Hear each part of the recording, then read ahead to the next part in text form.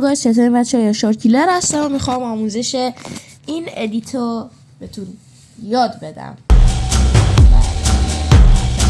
حالا بریم سراغ ویدیو، میریم داخل پیکسارت، اسکیپ اول اینو میزنیم. اسکیپ نداری؟ الو چه کیپی؟ یه بار دیگه میریم و اسکیپش بیاد، اسش نمیاد، چه کیپی نمیاد. خب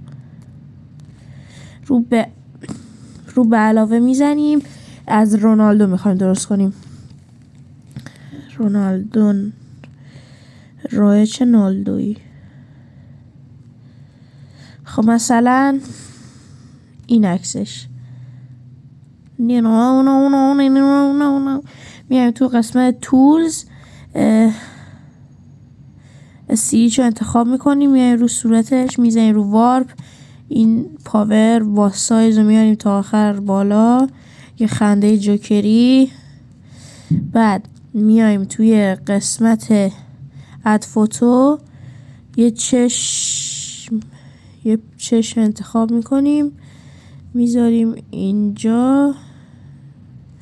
بعد میایم توی قسمت دوباره تولز، میایم تو قسمت آبجست، شدت رو میذاریم رو -100. شادو بود یا این شادو بود؟ شادو رو میذاریم رو -100. کنتراست هم میذاریم رو 60. خب بعد که اینطور شد میایم تو قسمت افکت ها. حالا نشون نمیده، میایم تا آخر اسپات رو انتخاب میکنیم، یه بار دیگه میزنیم روش، رو همون خطی که روش 3 نقطه داره. سایز رو میاریم تا آخر. این که درست شد، دانلود روی دانلودش رو میزنیم. بعد حالا چند تا عکس همینطوری انتخاب میکنیم.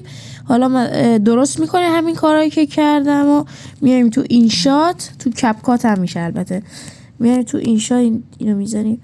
خب حالا عکسایی که درست کردیم،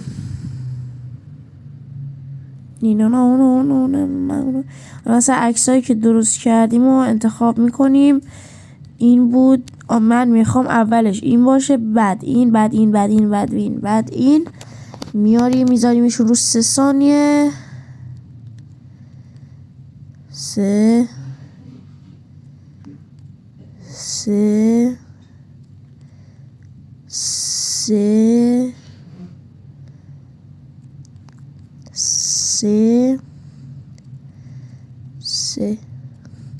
حالا میایم این اول و آخرش رو از این مثلث رو پایین میذاریم، آخرش رو که گذاشتیم زوم میکنیم رو صورتش.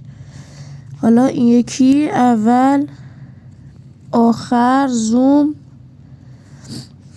اول آخر زوم، اول آخر زوم، اول آخر زوم.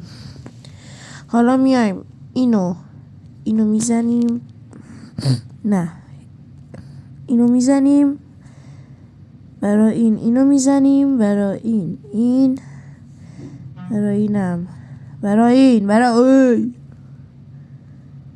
برای این چی بود قبلیش؟ اینو میذاریم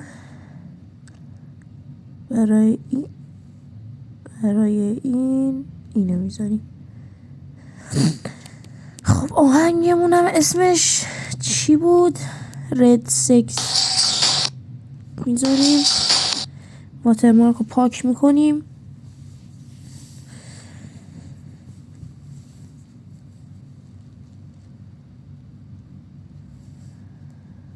واترمارک رو پاک کردیم، همچنین خروجی میگیریم.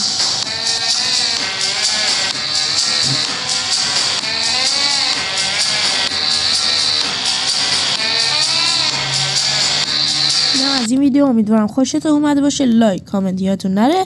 تا ویدیو بعدی، خدا نگهدار.